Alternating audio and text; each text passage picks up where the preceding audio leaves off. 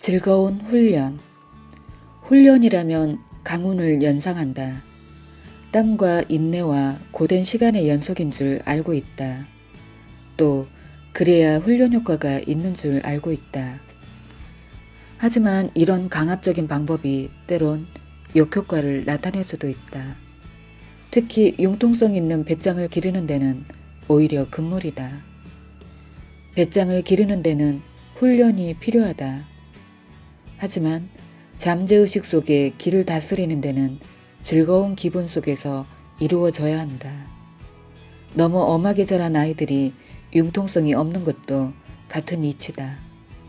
이런 아이들은 어딜 가나 기가 죽어 행동이 자연스럽지가 않다. 누구 앞에서도 눈치만 보고 벌벌 떨기만 하다 결국 자기 실력을 발휘할 수 없게 된다. 대소변 가리기도 너무 지나치면 눈앞의 훈련 효과는 좋겠지만 자란 후의 성격에 여러 가지 문제점을 일으킨다. 우선 융통성이 없다. 꾸중을 안 들으려고 너무 완벽하게 하려다 보니 거기에 지나친 에너지를 소모한 나머지 막상 주어진 과업을 수행할 힘이 없다.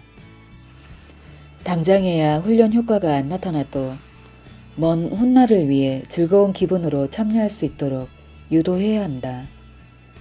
코앞의 목적만을 위한 강운 일변도는 특히 어린 선수에게 치명적이다. 한국 테니스는 주니어 테니스다. 아시아권에서의 주니어 대회는 한국의 동무대가 되었다. 주최 측에 미안할 정도다. 남녀 단복식을 그것도 연령별로 아주 휩쓸어버리고 돌아온다.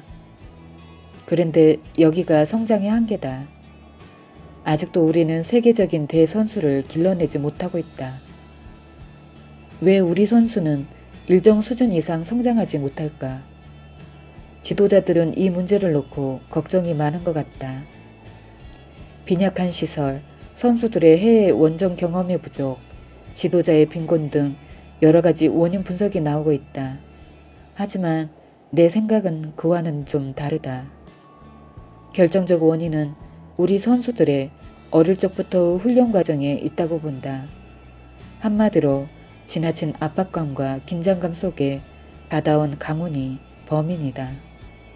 거기다 불우한 환경의 선수들은 이길 아니면 출세할 수 없다는 강박감으로 시달리고 혹은 대입 티켓을 따기 위해선 눈앞의 시합을 이겨야만 하는 압박감 등이 젊은 선수들의 대성을 저해하는 결정적 요인이 되고 있다.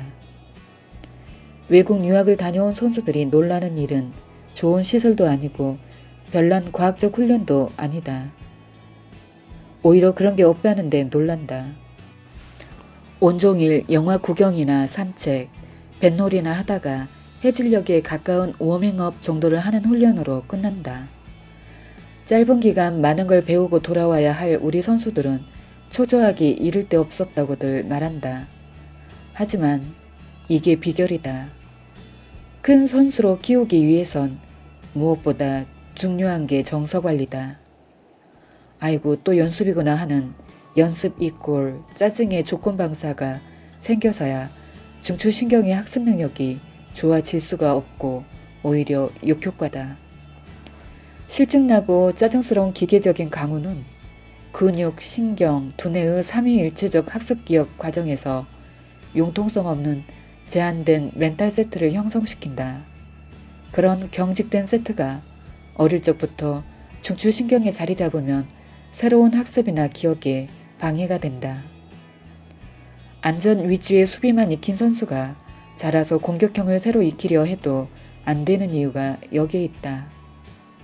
중추신경이 발달 과정에 있는 16 이전까지가 가장 치명적이어서 이때 경직된 세트가 형성되면 더 이상 뻗질 못하고 그대로 굳어버린다.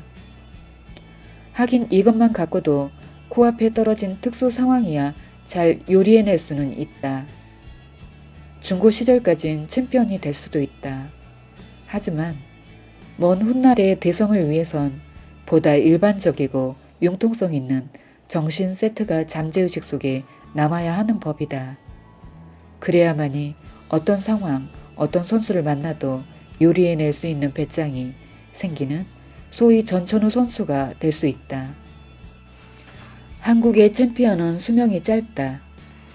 한두 번의 방어전이 고작이다. 자만이다, 소극적이다, 사생활이 어떻다고들 패배한 챔피언을 힐책하지만 그게 전부는 아니다. 결정적 패인은 출발부터 강훈 일변도의 연습 과정에 있다. 상대를 잘 만나 다행히 제한된 자기 특기를 발휘할 수 있을 땐 챔피언도 따지만 전천후 선수가 아니고 보면 이게 안 통할 때는 끝장이다. 체조 요정 코마네츠는 올림픽 금메달을 딴 후 소감을 묻는 기자에게 집에 돌아가 아이스크림을 먹고 싶다는 대답으로 더욱 귀여움을 받았었다.